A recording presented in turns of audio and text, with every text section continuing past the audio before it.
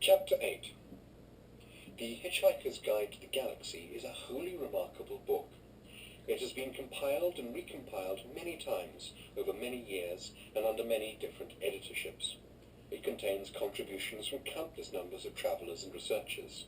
The introduction begins like this. Space, it says, is big, really big. You just won't believe how vastly, hugely, mind-bogglingly big it is. I mean, you may think it's a long way down the road to the chemist, but that's just peanuts of space. Listen! And so on. After a while, the style settles down a bit, and it begins to tell you things you really need to know, like the fact that the fabulously beautiful planet Bethselamin is now so worried about the cumulative erosion caused by 10 billion visiting tourists a year that any net imbalance between the amount you eat and the amount you excrete whilst on the planet is surgically removed from your body weight when you leave. So every time you go to the lavatory there, it is vitally important to get a receipt. To be fair, though, when confronted by the sheer enormity of the distances between the stars, better minds than the one responsible for the guide's introduction have faltered. Some invite you to consider for a moment a peanut in Reading and a small walnut in Idaho, and other such dizzying concepts. The simple truth is that interstellar distances will not fit into the human imagination. Even light, which travels so fast that it takes most races thousands of years to realize that it travels at all, takes time to journey between the stars.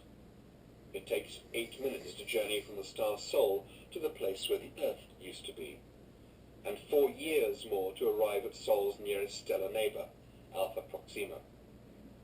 For light to reach the other side of the galaxy, for it to reach Damagran, for instance, takes rather longer, 500,000 years. The record for hitchhiking this distance is just under 5 years, but you don't get to see much on the way. The Hitchhiker's Guide to the Galaxy says that if you hyperventilate and then empty your lungs, you can survive in the total vacuum of space for about 30 seconds.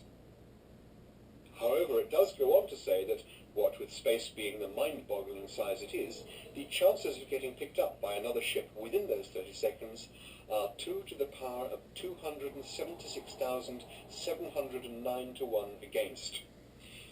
By a totally staggering coincidence, that is also the telephone number of an Islington flat where Arthur once went to a very good party and met a very nice girl whom he totally failed to get off with. She went off with a gatecrasher.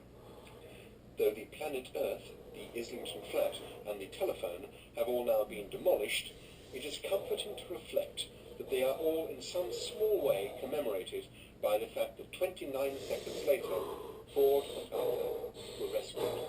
Chapter 9. A computer chattered to itself in alarm as it noticed an airlock open and close itself for no apparent reason. This was because reason was in fact out to lunch. A hole had just appeared in the galaxy.